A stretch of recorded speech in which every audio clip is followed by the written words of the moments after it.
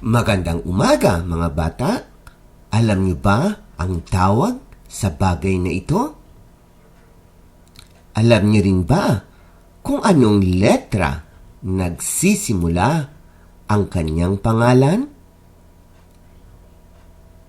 Yan ay pag-aaralan natin ngayon. Pero bago ang lahat, panoorin muna natin ang mga letters ng English alphabet.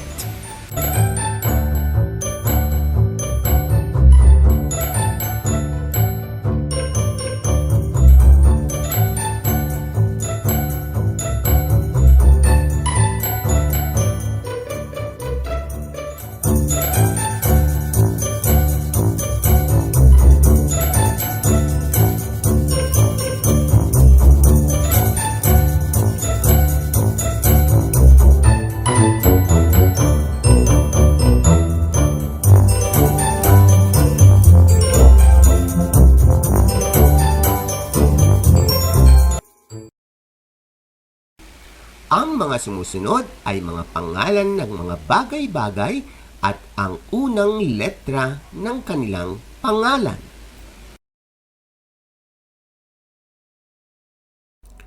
Langaw. Ito ay nagsisimula sa letrang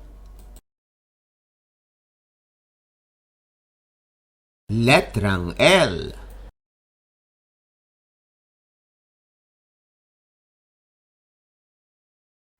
Tipaklong.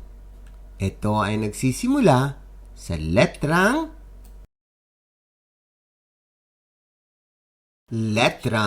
T.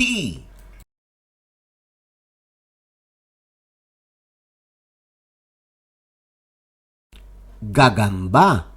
Ito ay nagsisimula sa letrang G.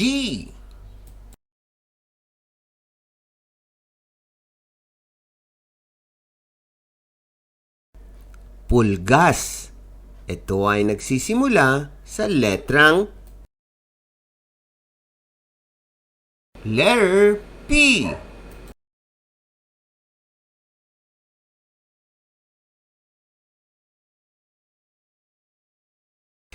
Garapata. Ito ay nagsisimula sa letrang G.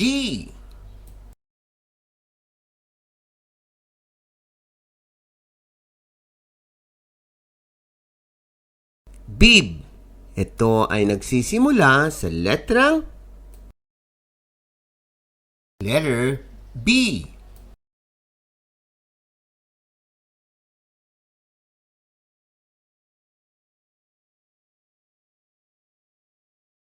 Elevator.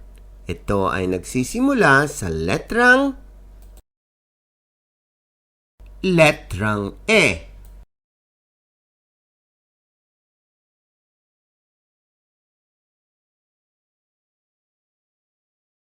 Egg beater. Ito ay nagsisimula sa letrang E.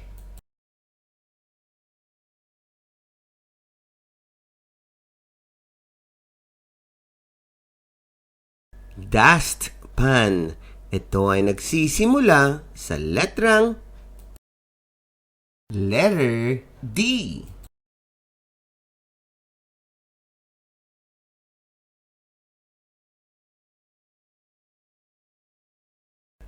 Tasa. Ito ay nagsisimula sa letrang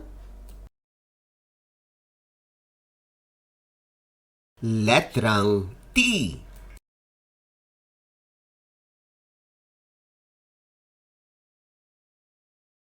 Mouse. Ito ay nagsisimula sa letrang M.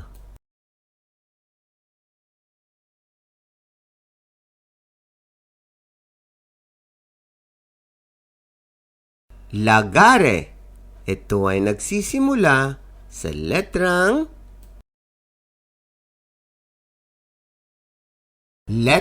L.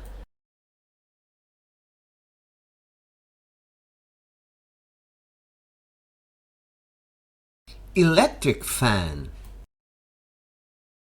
Ito ay nagsisimula sa letrang E.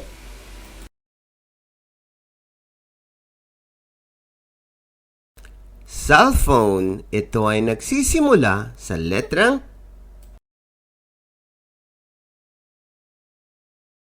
letter C.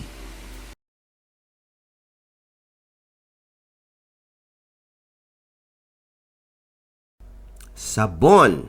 Ito ay nagsisimula sa letrang letter S.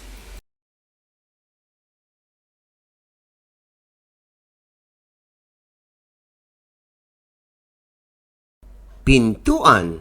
Ito ay nagsisimula sa letrang letter P.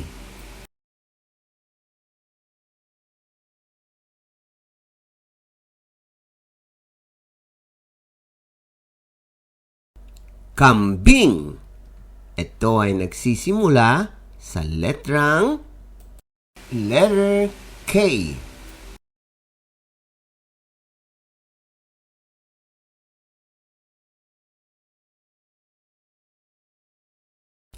Tupa. Ito ay nagsisimula sa letrang letter T.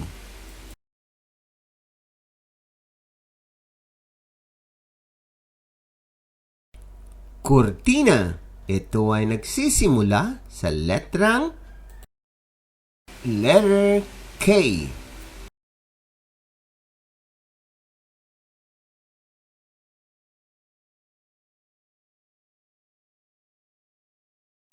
Sinelas. Ito ay nagsisimula sa letrang letter S.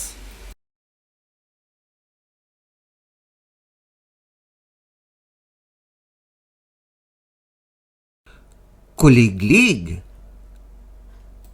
Ito ay nagsisimula sa letrang letter K.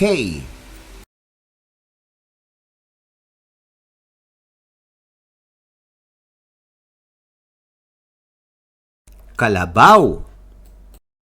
Ito ay nagsisimula sa letrang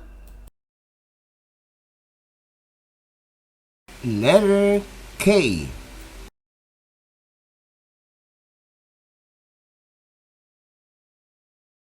Palaka. Ito ay nagsisimula sa letrang letter P.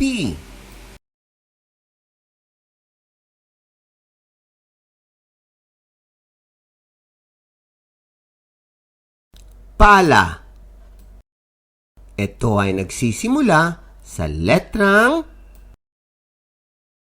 letter P.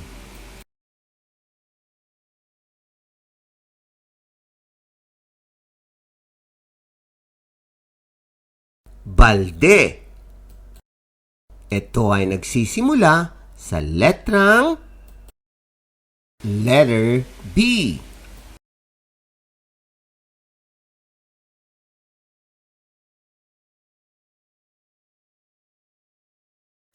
Payong. Ito ay nagsisimula sa letrang letter P.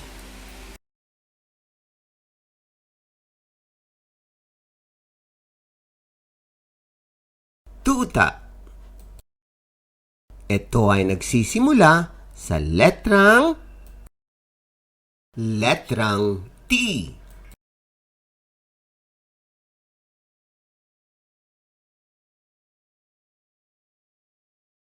Uban. Ito ay nagsisimula sa letrang U o kaya sa Ingles, letter U.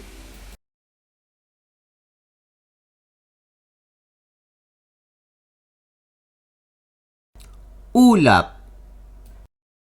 Ito ay nagsisimula sa letrang U o kaya sa Ingles, letter U.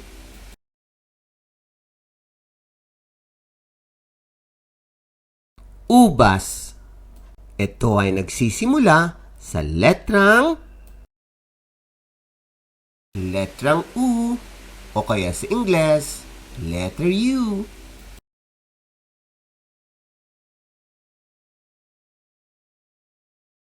Ulo. Ito ay nagsisimula sa letrang U o kaya sa Ingles, letter U.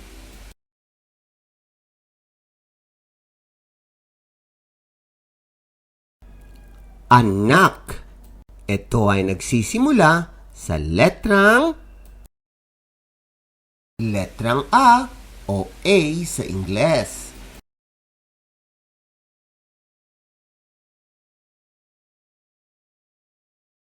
Upuan. Ito ay nagsisimula sa letrang U o kaya sa Ingles, letter U.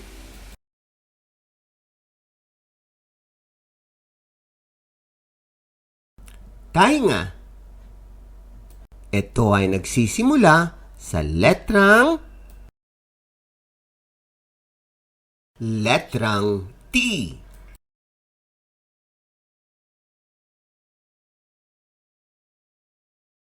Tsinelas.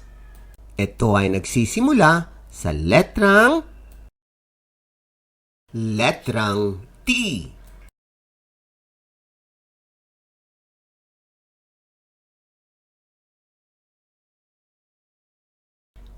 Tasa.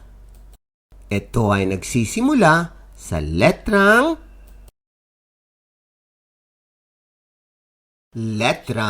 T.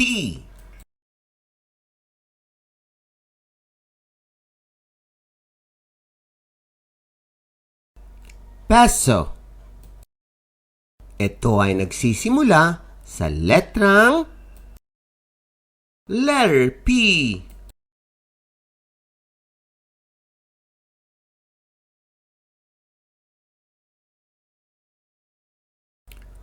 Rosas.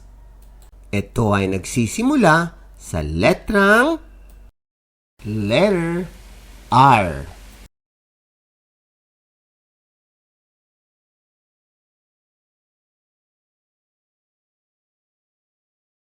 Puno.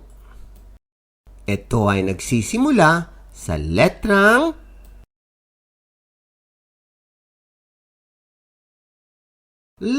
P.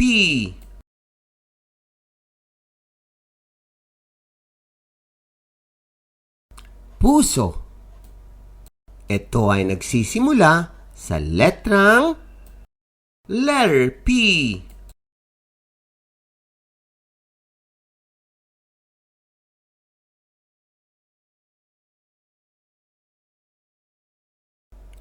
Bulaklak. Ito ay nagsisimula sa letrang B.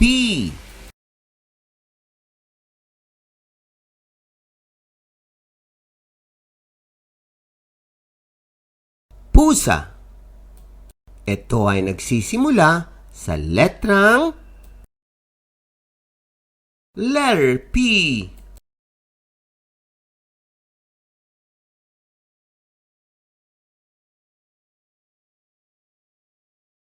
Sabon. Ito ay nagsisimula sa letrang S.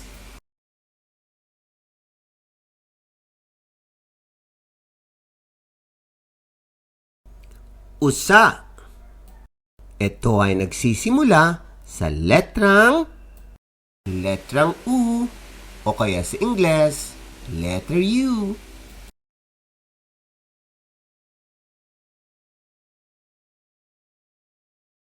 Dahon. Ito ay nagsisimula sa letrang D.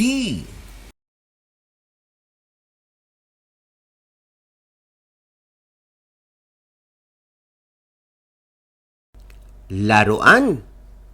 Ito ay nagsisimula sa letrang L.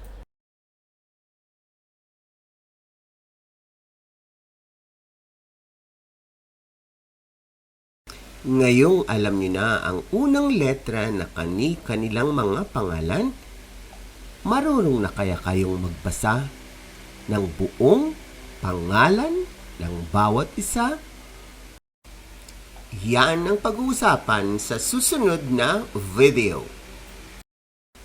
Sa mga parents o guro na gustong makipag-partner ng IVFC, mangyari po lamang na makipag-ugnayan sa aming organisasyon upang malaman kung ano-ano yung mga requirements upang mapadali ang ating pagiging partner.